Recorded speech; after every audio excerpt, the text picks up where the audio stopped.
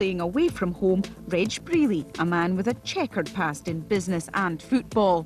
Even by the game's standards, it was to be a controversial match.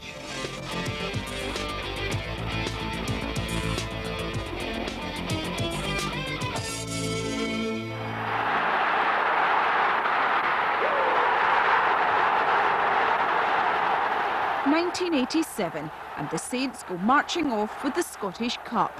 But the next 10 years were to bring relegation and now a financial crisis which threatens the club's very existence. Saddled with large debts and dwindling gates, St Mirren are desperately seeking a saviour.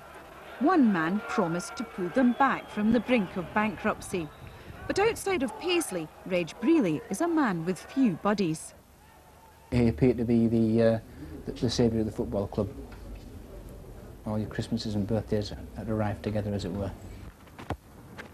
My advice for anyone thinking about doing business with Mr. Brealey is don't believe anything he tells you.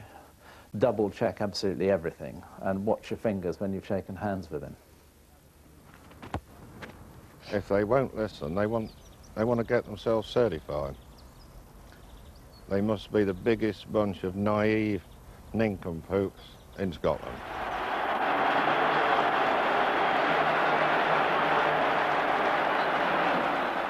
This was the focus of Mr. Brealey's latest aspiration. Love Street, home to St Mirren Football Club, the pride of Paisley for more than a century. In recent years, like many small clubs across Scotland, St Mirren has fallen upon hard times. The club has debts totalling £2 million and is in desperate need of a cash injection. 2 months ago, Reg Brealey emerged as a knight in shining armour, with a financial package which promised to turn around the fortunes of the club. To keep them from extinction, Mr. Brealey wanted to become the majority shareholder, which would have earned the club £120,000 straight away. He also pledged to take on their £1 million overdraft and provide more than £500,000 sponsorship. But his colourful business past means his bid has been the talk of Paisley. For the past 10 days, Frontline has been following the action off the pitch. There's money in life. Money isn't everything in life, and they can come in with as much money as they like, but people are Paisley. There might be unemployment here, there might be everything like that, but we're not stupid up here. Are you surprised then at the publicity he's had? I'm not surprised because he's a man who attracts publicity, but if he can attract it in the right way for St Mirren, it can only be good for St Mirren. And St Mirren could do with some good fortune. Like so many Scottish clubs these days, the club is trading at a loss. The last home match at Love Street brought an attendance of under 2,000. Urgent action is needed to stop the club becoming another financial casualty like Falkirk and Partick Thistle.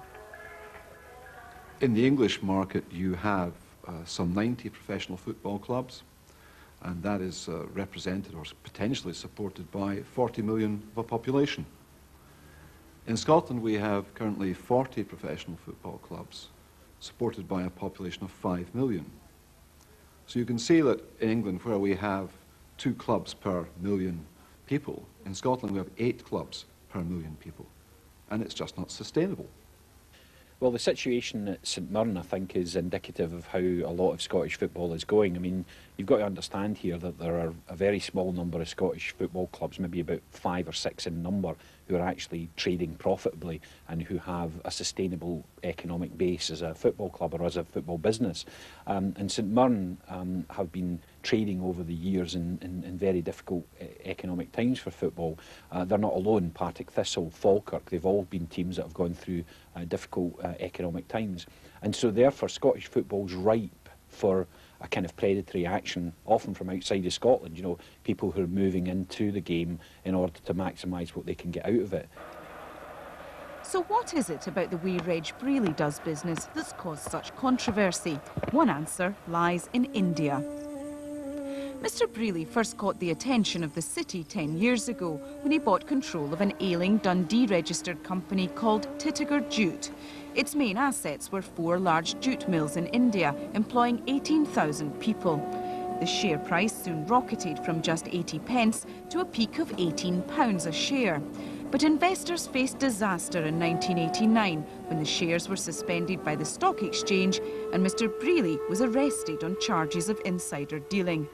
The case against him collapsed in 1991 when the prosecution offered no evidence, but the stock exchange refused to renew Titagar's market quotation. Shares became virtually worthless. Back in India, Titagar was making heavy losses and workers were unemployed and unpaid for long periods. पैसा मांगने पर बोलता है लोग कि पैसा नहीं है, तुम लोग घर चला जाओ, तो हम लोग कैसे जिएंगे?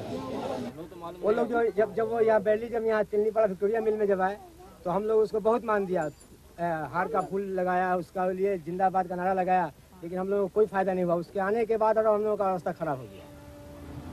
Retired mill workers rely on company pensions as their only form of income.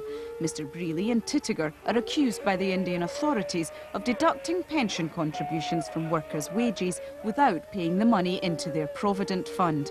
As of last month, the fund was still owed almost £9 million from Titagar.